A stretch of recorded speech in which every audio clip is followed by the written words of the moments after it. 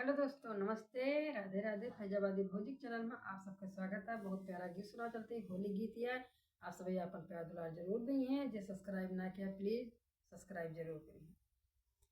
भौजी खेले ना होलिया उदास बाड़ी, भौजी खेले ना होलिया उदास बाड़ी।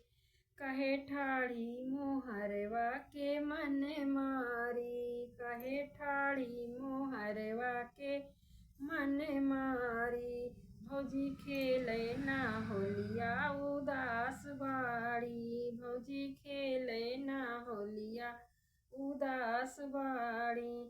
कहे ठाड़ी मोहरवा के मन मारी।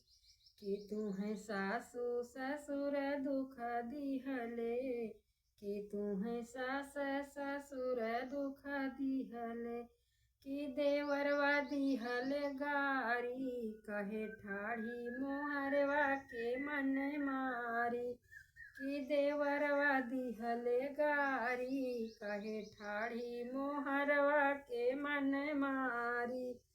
भौजी खेले ना होलिया उदास बाड़ी, कहे ठाड़ी मोहरवा के मन मारी। नहीं हम सास ससुर दुख दिहले, नहीं हम सास ससुर दुख दिहले।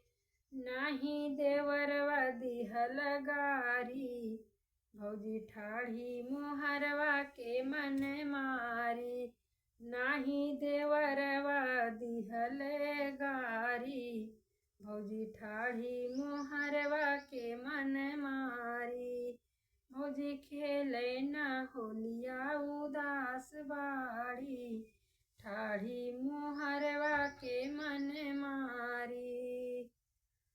हमारा बलमा परदेसवा में छाए, हमरो बलमा परदेसवा में छाए। ई दुख बा सबसे भारी, कहे ठाड़ी मोहरवा के मन मारी। ई दुख बा सबसे भारी, कहे ठाड़ी मोहरवा के मन मारी। भौजी खेले ना होलिया उदास बाड़ी, कहे ठाड़ी मोहरवा के मन मारी। कहे ठाड़ी मोहरवा के मन मारी।